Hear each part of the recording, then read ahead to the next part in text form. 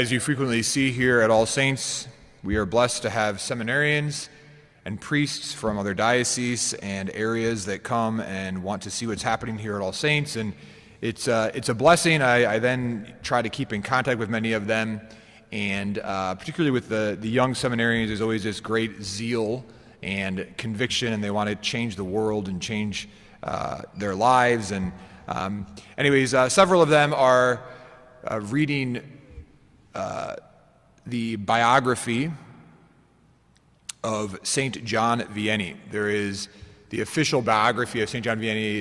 It's 500 some pages, and it actually was written it was the actual document that was put forth for his canonization, and it's very detailed and lots of quotes and footnotes and things of those sorts. It's published by Tan, and is the author, his name is Trochu. But in it, Vianney would do all of these outrageous penances. He would flog himself to the point of bleeding, and he would eat like minimalist food, like to the point of being unhealthy in a very, very true sense. So I always get these great questions from these young seminarians that want to change the world, and they ask me about, like, Father, is it okay if I start flogging myself? And like they're genuinely serious. And then I'm just like, so I always like to just like throw it right back at them. I'm like, okay, so like, how are you doing with like not gossiping about your fellow seminarians? How are you doing about like not hitting your snooze button?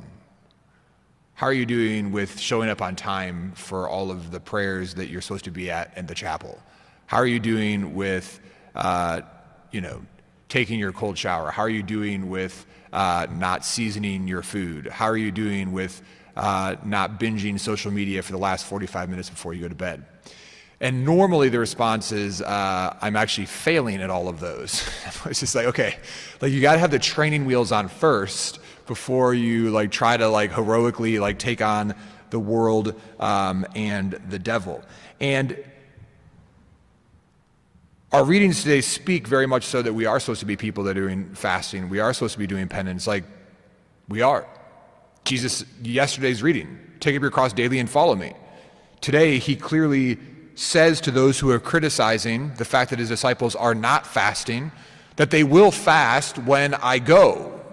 And so the first Friday this Lenten season, and of course we know that communally, collectively, at the body of Christ, we're called to do penance today.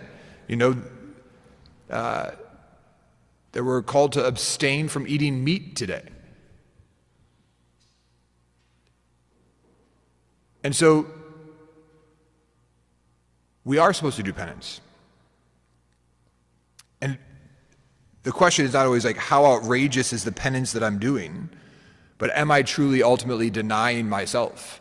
I think there's an attraction to really big and bold things, while often we haven't mortified any of the other senses or any other ways in our own life. I always go back, to Saint Therese of Lisieux, the little flower, who in the story of a soul, like big penances were not for her, but the tiny little penances of sitting up straight, of being attentive, were the penances that crucified her in a very, very powerful way.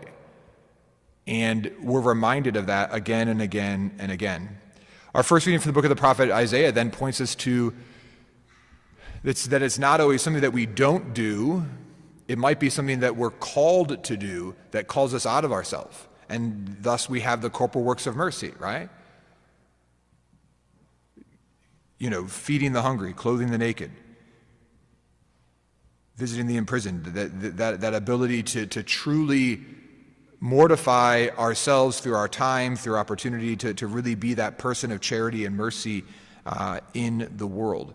So I'm not saying that there's not a time for bodily penances or corporal penances, but I am saying that there is a time for us to live appropriately in our time, in our means, in our vocation, but also to make sure that the little things are taken care of first and foremost, that ability to be attentive and aware of the presence of God in our midst. So may we do that on this Friday during Lent and all days, so we can be all the more aware of God, who is our groom, who desires to marry us, which we experience in this great celebration of Holy Mass, particularly in our reception of Holy Communion.